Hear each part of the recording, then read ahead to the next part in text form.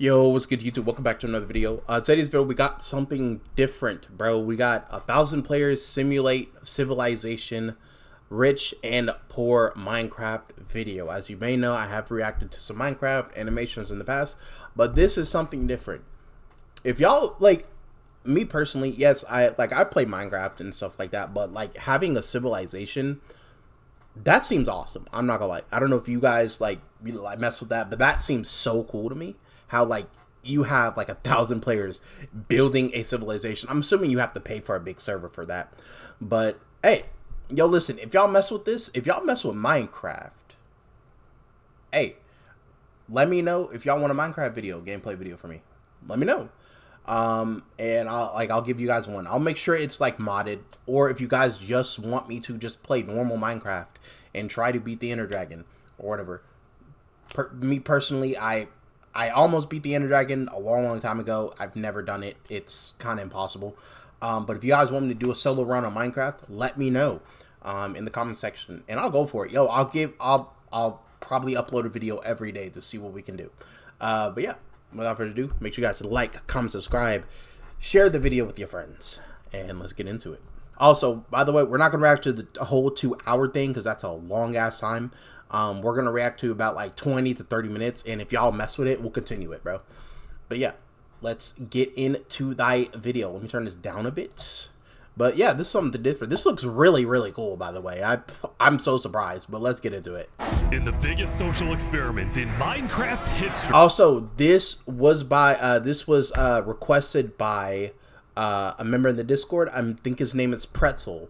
Shout out to you, my boy. Thank you for this video requests, and yeah, let's get into the video. I scattered 1,000 people across 2 massive islands to simulate a realistic civilization.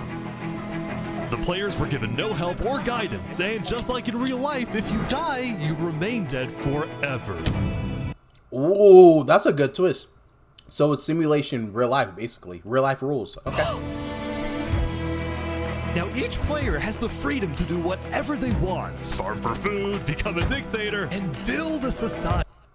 I would become a dictator. I'm not gonna lie. I would probably try to take over the whole kingdom. I'm not gonna lie. I would do it, like, in the shadows so they would not know, but I would take over the whole kingdom. I can see myself doing that. I'm not gonna lie. At least as best as they can, because while one island is a rich, green paradise, what about it? You're kidding me. Is a barren wasteland. Wow. So one has resources and the other one doesn't. Okay, I see you. It's up to each player to work with what they've got. Will there be peace between the islands, or will there be war? What ended up happening is the single most amazing story arc I've ever seen. All I will say is pick a nation to root for and enjoy the video. I present to you the Rich and Poor 1,000 player civilization experiment. I would love to do this, bro. Oh my gosh, bro. Bro, I low-key want to play Minecraft. I'm not gonna lie. Don't forget, if you want to participate in these videos, join my Discord server, and of course, subscribe to my channel. All right, we got 1,000. Good luck, everyone. It's kind of laggy, though. Kind of laggy. Day it was one. The beginning of day 1, and all 1,000 players began to explore their new homes. What is this place? Before the first day, I had made everyone choose randomly between Island 1 and Island 2. And I didn't tell them that one of the islands, the first one, would be a barren wasteland. Hey, you guys having a good time? No. There's nothing here. Please tell me what issues are, bro. I cannot find anything. It didn't take long for the people who chose Island 1 to realize they had made a massive mistake. I hate this place. I hate this place. I hate this place. Players realized that building civilizations on Island 1 would be particularly challenging. And not only because it was empty, but because some parts of it were completely uninhabitable. Like Wait, is there, like, no animals, no food? the snow biome. Oh no! No! Help! And right next door, That would be me. I'm not gonna lie. I would probably die on day 1, dude. massive volcano that could erupt at any I'll be right back, chat. Alright, I'm back, guys. Let's continue the video. moment. Ooh, I'm not going down there. This volcano also happens to heat up all the water on the island. Okay. Oh, shoot. That's cool. Hold up. This killed a lot of people. Also, if you guys do want a Minecraft video, if you guys want me to play a certain Minecraft mod, let me know in the comment section. Join the Discord. I do have suggestions, a suggestion channel, so or you can DM me the mod pack and I'll try it. Now, to begin building civilizations, the players needed to find a tree. Please tell me where the trees are, bro. Wood is an essential material, and without it, you really can't do anything. Now, luckily for Island 1, there was one tree on the island, and it was pretty big too. But, of course, it was completely surrounded by boiling water. God, to be kidding me. Meanwhile, let's go over to Island 2.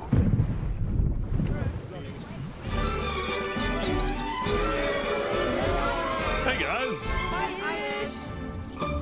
Life on Island 2 was beautiful. The terrain was... I would love like that, like if we ever get to this point and YouTube and like I have a community like this. Mind you, I have a community now and it's great. You guys are amazing. But if we ever get to this point, bro, like I don't know. It's just like it would baffle me, you know? Because we already have a great community so far. But if we ever get to this point, it would just be phenomenal. green, the trees were plentiful, and the water was normal temperature. Open for business. Solid water? This is from the ocean. Are you trying to make me drink ocean water? No. The people on Island 2 immediately realized they had chosen the island of safety and wealth. You are literally a piece of gold. Yeah. The only real danger on Island 2 was the possibility of falling down from a tree as you're collecting wood. But some people found a way to even work around that. So you're planning to build a bakery. Yes, I am. And you're forcing your employees to go up and get oak? Oh, no. She forcing you to work up here. Hey, no. It's double carrots, triple carrots. I don't want say carrots. anything. I want fair working conditions. Also, because of the vast I want fair working conditions. So true, man. amounts of trees, people were very quickly able to craft tools that allowed them to mine underground. Hello, Saps, you doing okay? Yeah, I mean, this island's great. So many diamonds already. Yeah, Wow. look at this. Yeah, I'm loaded. Overall, the people of Island 2 were thrilled with their new home, thrilled with their wealth, and they were very optimistic about their future.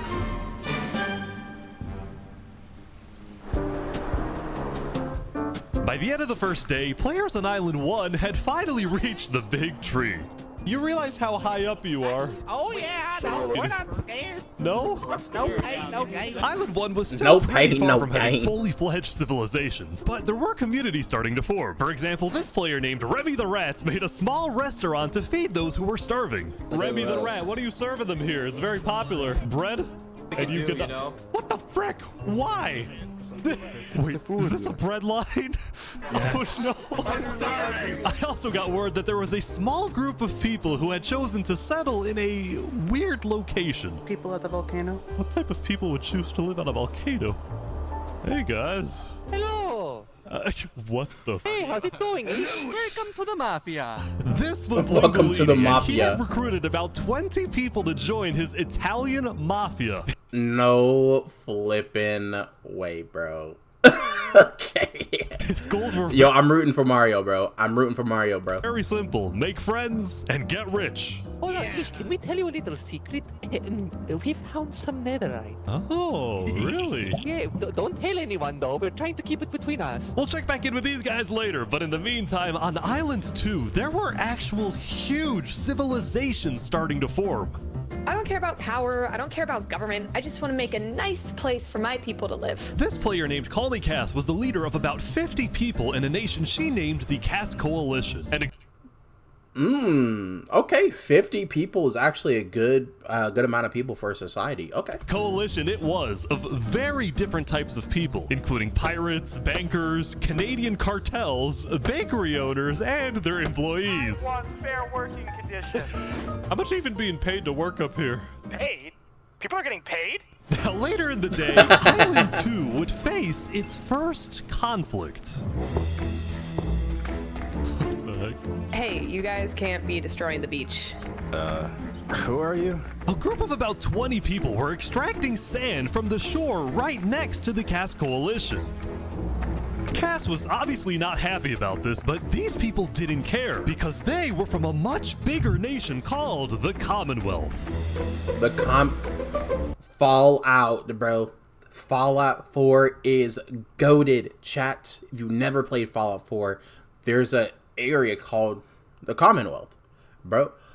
There's so many games I want to play on this channel, bro. There's so many games. We're actually 5 nations combined into one, so we have strength in numbers. The Commonwealth was a massive civilization that was formed on day 1 when 5 distinct groups were close enough to each other that they just decided to come together and unify under one nation. I'm sorry about that. As a result, the Commonwealth had a government with 5 leaders at the top and over 150 citizens. We're going to turn this mountain into our city currently. Ah, okay. The Commonwealth leaders were very ambitious and wanted to make the Commonwealth the most beautiful, the most respected, the most powerful nation on Island 2, even if it came at the expense of others. Overall, by the end of the day, Island 2 was much further ahead than Island 1, as expected. But let's see what happens in the following days.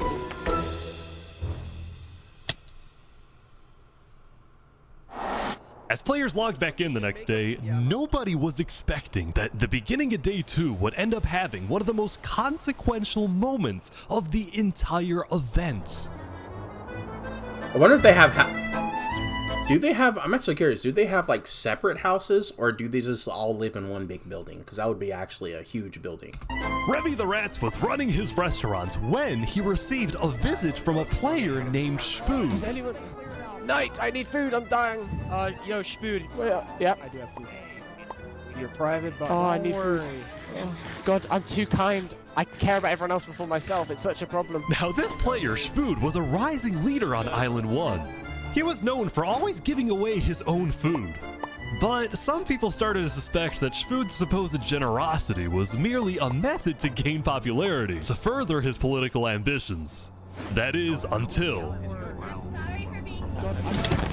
Oh! Oh my God. Oh, he's a traitor. He is a traitor. He was trying to assassinate. Why are you trying to kill Spoon, bro? Bro, I might have to root for Spoon, chat. I don't know. I still have Luigi, bro. I'm rooting. I want to see Luigi. Not Luigi. Mario. I want to see Mario again, bro. I want to see how big his mafia has gotten, bro. Spoon had survived an assassination attempt, which brought him exactly the attention he needed to cement himself as a legend on Island 1. People were drawn to him, and on day 2, Spoon used this leverage to establish an empire named Westhelm.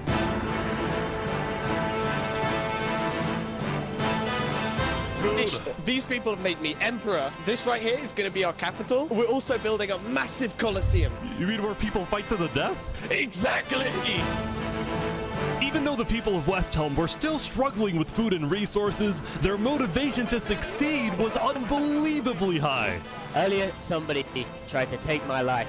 Someone with this face. But now, he's dead! For the first time... Okay, I mess with that. It seemed like the people of Island 1 had hope. The Ballad of Emperor Spoon. Nearly killed by some dude. Island 1 was finally starting to develop civilizations, but not all of them were as motivated as Westhelm. Right next door, for example, was a cult named Nevermore that literally just boxed themselves in and wanted nothing to do with the rest of the world. Quoth the Raven, Nevermore. And honestly, these guys weren't wrong to be pessimistic. See, some of the people who chose Island 1 had secretly been hoping that when they finally make it underground, they would find troves of iron and diamonds. But instead, they only found a giant layer of lava that stemmed from the volcano and covered the entire island. This lava layer ended up killing a lot of people. Damn. That said, a lot of people weren't necessarily angry at the poor conditions themselves, but more so about the inequality between Island 1 and Island 2. See, even though the two islands had a border separating them, preventing anyone from crossing for now, rumors were spreading about the You see how you said for now? That means something's gonna happen, bro. wealth and the amazing environment of Island 2. Because of this, some people on Island 1 were starting to develop some feelings about the other island. Island 2 might be the better island, but we're the better people. Oh. In fact, artists on Island 1 were already making propaganda posters, some of which were rather concerning, including a few creations by our mafia leader, Linguini. Linguini, bro. Yes, bro. I would join his mafia, bro. Speaking of Linguini, there was some drama on the volcano on day 2. I just survived an assassination attempt. What? Whoa. Mamma mia, help me, I'm getting chased.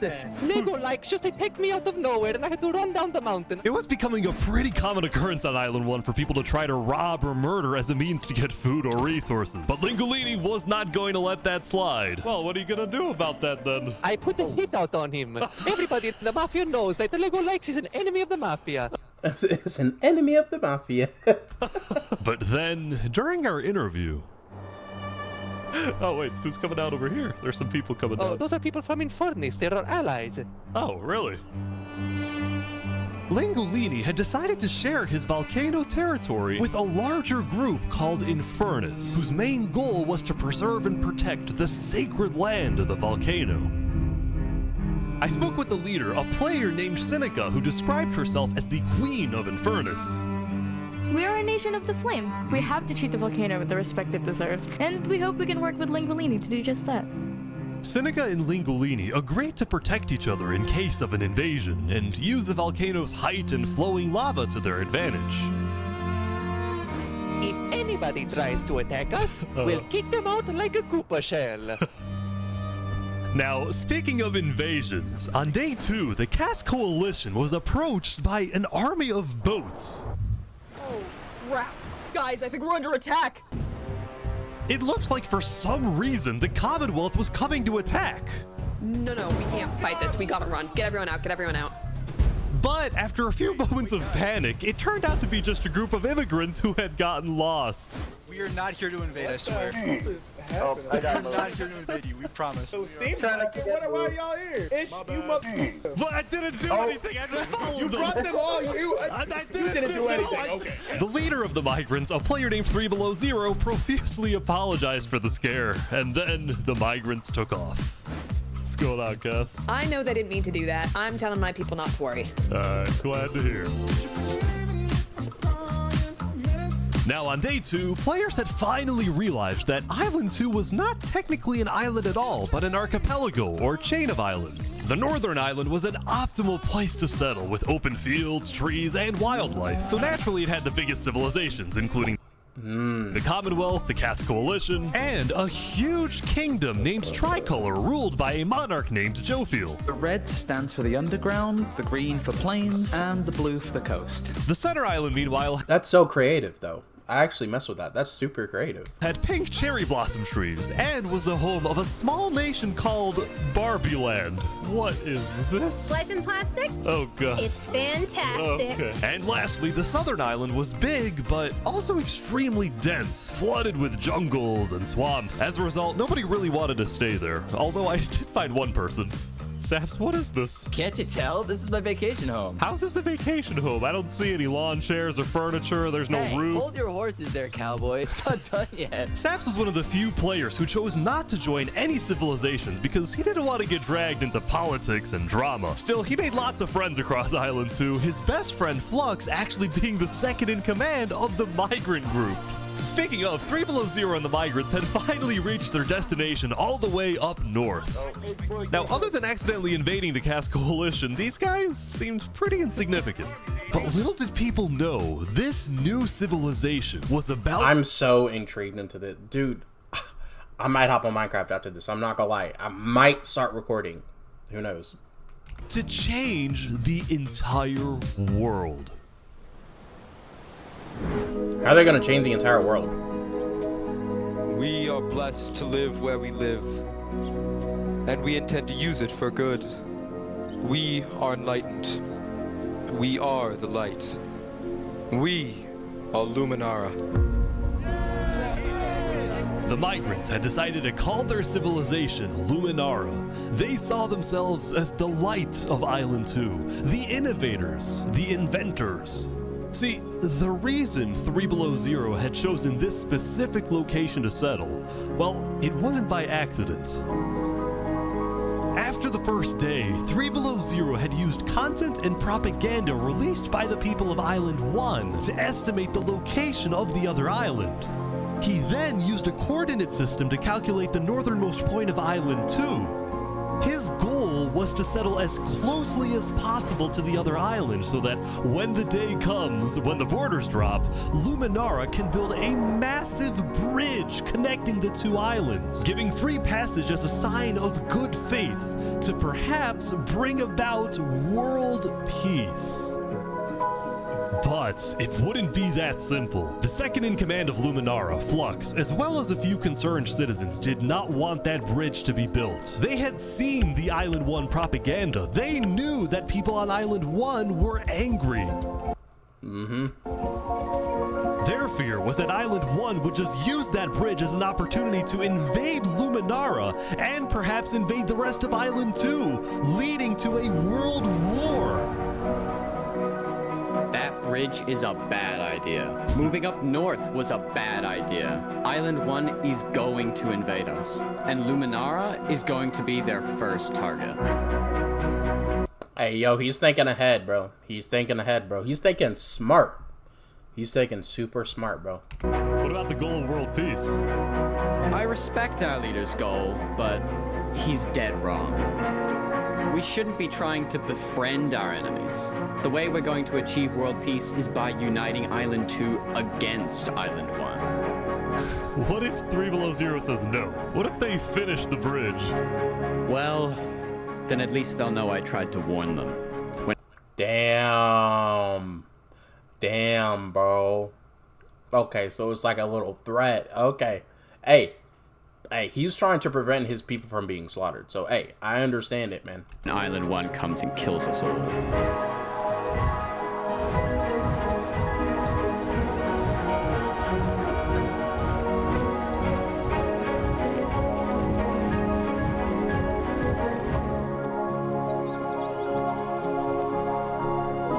As Day 2 came to an end, tensions were rising, both within nations and between islands, leaving people worried about what's going to happen next.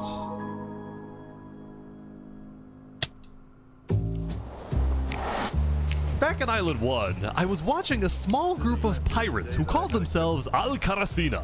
Al-Karasina, my friend. We're the baddest pirates around. Now, if you look closely, there was a person of interest. Bro, that was not tough when you said that, bro. Hanging around with the pirates. Lego likes just to take me out of nowhere and I had to run down the mountain. Oh, that's freaking Lego lights, bro. Okay. Well, what are you gonna do about that then? I put the hit out on him.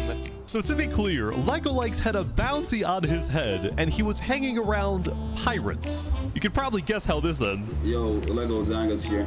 So is this is everything you guys got, huh? Not much. Ooh. They're boys. Yeah. It was good to nice to know you.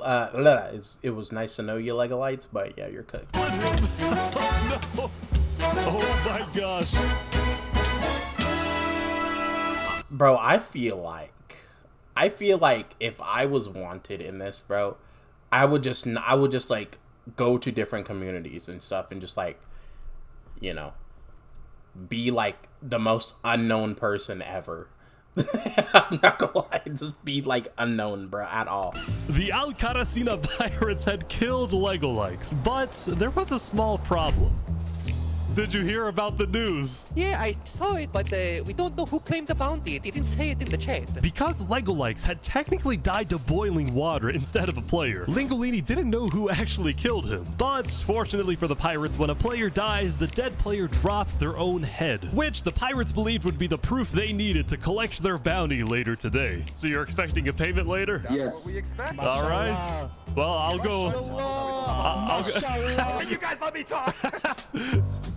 By day 3, players had basically mapped out all of Island 1 and were finally starting to adapt to the environment. Day 1 was horrific. We literally had bread lines. Day 2, we're building a coliseum, a citadel. I am literally immortal. Hopefully that isn't foreshadowing. Emperor's Food was still the most powerful man on Island 1, and on day 3, he was invited to a big international meeting hosted by a charity group called the Blue Cross. We invited you here mainly to discuss plans in case the volcano erupts. What are your individual plans? A large bunker underground. Just not using flammable materials. We don't have any real plan, you know? What? You don't have plans? If that volcano erupts, you deserve to die.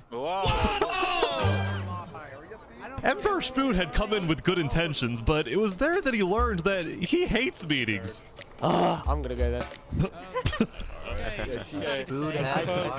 When Emperor's Food left, the other leaders were unsettled. Was this guy really the figurehead of Island 1? Okay, we need a better representative. Then, basically right on cue. Elysium diplomats, follow me. Bodyguards. Sorry guys, sorry, I'm late. This is Benji, and he's the leader of Island 1's second biggest civilization, called Elysium. See, on day 2, Benji had discovered that toward the outer edges of the island, away from the volcano, the water isn't boiling hot anymore. So he founded Elysium, which literally translates to a place of ideal happiness. And he made the nation to give peace-loving people a chance to relax and get away from all the troubles of Island 1. Cross my name after this. This is without rhyme or reason. Look at these Elysium guys swimming in the water. We were hoping that Lord Ish could summon a single mushroom cow. Alright, if anyone drops a pufferfish in the next 60 seconds, I'll do it. What do I have to do? What do I have to do? The pufferfish. Quick. There it is. Alright. We got the pufferfish. Bro, a whole bunch of people are worshipping a mushroom. Kill it for leather! Okay. I think we're gonna end it there. If you guys want me to continue this, let me know in the comment section. Shout out to you guys for so much for, again, 1K. I know I said it only once, but I do want to thank you guys so much for 1K. We're on the road to 2K and maybe 10K. Who knows? But yeah, I'll see y'all boys in the next video. Bye.